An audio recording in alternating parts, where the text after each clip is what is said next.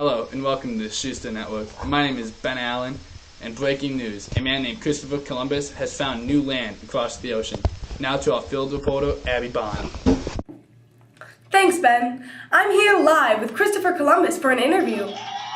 Thank you. Is it true that your mission was rejected twice until approval by Spain? Yes, I was rejected by France. I don't. No. And England. Sir, I ask of you. No. Was there anyone close to you that accompanied you on your journey? Yes, my son Paulos came with me. Was it always smooth sailing? Well, like any other journey, there were a few rough spots. A few times we thought we saw land, but it was actually mirage. And at one point, after 33 days on our voyage, the crew had started to talk about mutiny, which freaked me out. I heard you kept 2 logbooks. Why would you do that? Is this live? It is live, sir.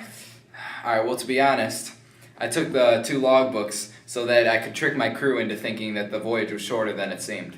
Why would you want to lie to your crew? Well, the voyage was actually very long, and if the crew knew that, then they would probably get discouraged.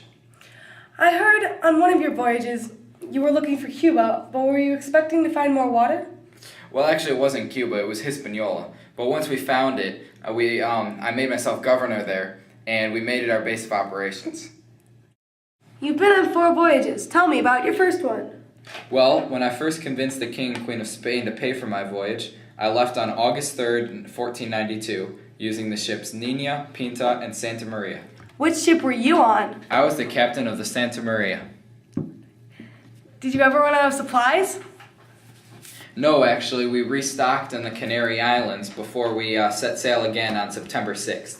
Where did you first find land? Well, on October 12th, a sailor on the Pinta named Rodrigo de Triana sighted land, which turned out to be a small island in the Bahamas. Oh, land ho! Fantastic. Ready the men, we will explore tomorrow. Yes, sir. When and how did you reach Cuba? On October 28th, after searching the Bahamas and exploring 5 different islands, I found Cuba, but I thought it was China, so I sent 2 men to investigate, and I told them to go find the Emperor of China, but they couldn't find him, but they did find a native Taino village. Did you discover anything? Yes, they were the first people to observe the smoking of tobacco, which was an unfortunate habit that was picked up. What did you call the area you landed on? Well, the natives called it Haiti, but I called it La Española, and eventually it was changed to Hispaniola. Why did you leave 30 men behind? Well, on Christmas, the Santa Maria, which the ship I was on, it sank and we had to abandon it. I had to negotiate with a chieftain and leave 39 of my men behind in a small settlement called La Navidad. When did you return to Spain? Well, on January 6th, the Pinta arrived and we reunited with them, and we set out for Spain on January 16th. The ships arrived in Portugal on March 4th, and then we returned to Spain. Did you found any new towns?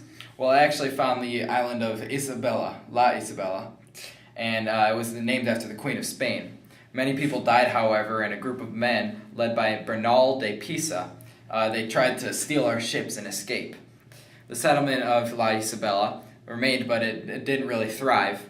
I left it in charge with my brother, Diego, and in 1496 it was abandoned in favor of a new site, which we called Santo Domingo.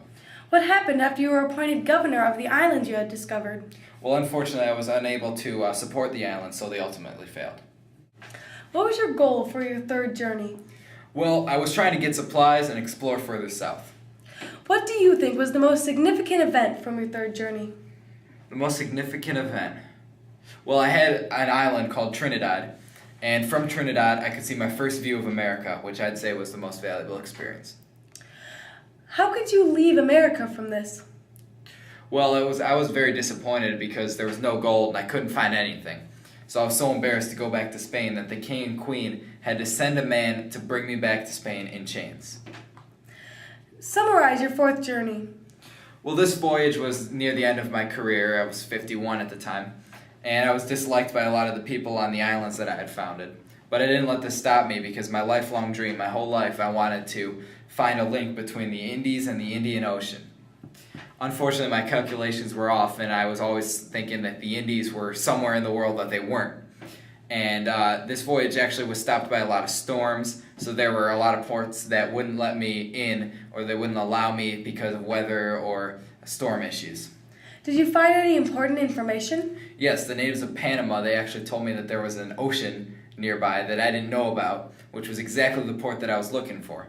Also, they were able to trade a lot of gold for the materials that we had, which was another goal for ours. So this was a successful voyage because we found an area of high wealth, and I had found the route that I was looking for. Did you have any problems with this voyage? After our successes, we were troubled with Indians. There was trouble with ships, trouble with the weather. Even we were stranded on a few different islands at different points of this. So we decided just to head back home with all the gold that we had found. Thank you, Christopher Columbus. I'm Abby Bond, reporting from the Schuster Network. Back to you, Ben.